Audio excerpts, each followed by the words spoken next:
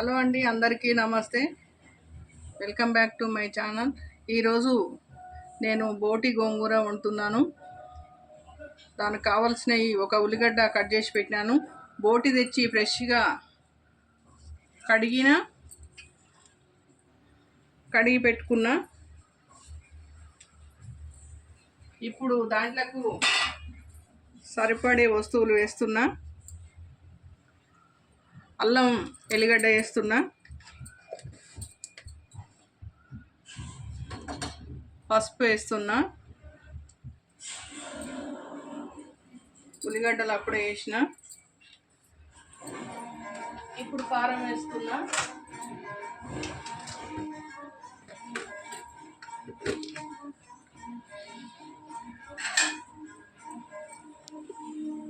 ఒక 3 గంటల కారం వేస్తున్నా. గోంగూర కాబట్టి పుల్లగా ఉంటుంది, అందుకే ఒక 3 గంటల కారం వేస్తున్నా.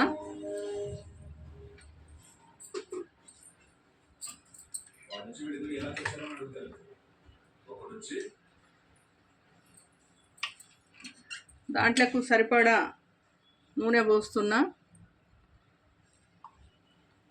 అన్నీ కలిపి పెట్టుకొని వండితే బాగుంటుందని, పోపు చేసుకోకున్నా కూడా ఏం లేదు, తాలింపు వేయకున్నా కూడా ఇట్లా అన్నీ కలిపి పెట్టి వండుకోవచ్చు.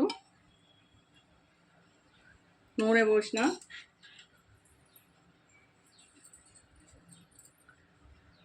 దీంట్లోకి వేసే వస్తువులు మొత్తం వేసిన, కలుపుకోవాలి. ఇట్లా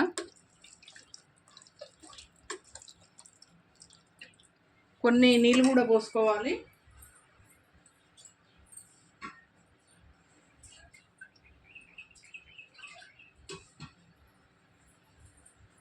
భగవాన్లో వండితే లేట్ అవుతుంది కాబట్టి కుక్కర్లో వేసిన.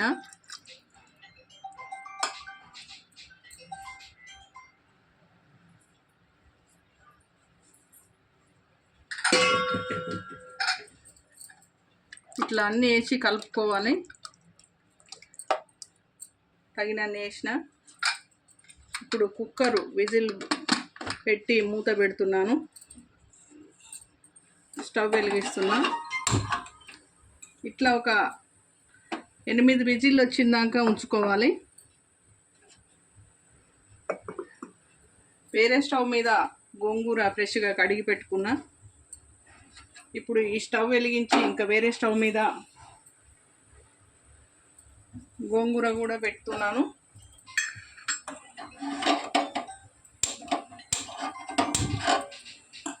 గోంగూర పెట్టిన.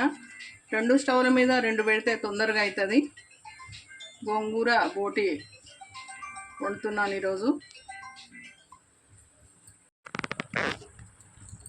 ఈ గోంగూరది ఇప్పుడు స్టవ్ ఆఫ్ చేసిన. ఈ బోటి కూడా ఉడికిందో ఉడకలేదో చూడాలి. స్టవ్ ఆఫ్ చేస్తున్నా, విజిల్ తీస్తున్నా. ఈ ఉడికిన గోంగూరను పప్పు గుత్తితోటి రుబ్బుకోవాలి మెత్తగా.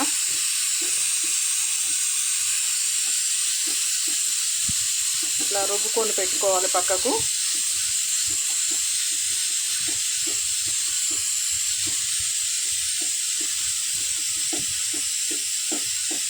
ఇట్లా రుబ్బుతున్నా. ఇది విజిల్ తీస్తున్నా. చూసినాక ఇంకా ఉడకకుంటే మళ్ళీ కూడా 2-3 విజిల్లు వచ్చినాక పెట్టుకోవాలి.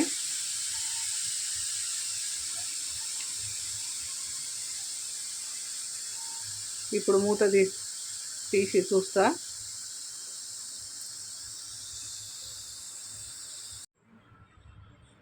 గోంగూర బోటి రెడీ అయిందండి. స్టవ్ బంద్ చేసినాను. చూడండి, చూస్తేనే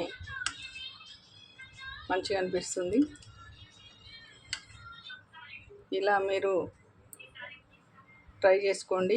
ఈ వీడియో కనుక మీకు నచ్చినట్లయితే లైక్ చేయండి, షేర్ చేయండి, కామెంట్ చేయండి, సబ్స్క్రైబ్ చేయండి ప్లీజ్.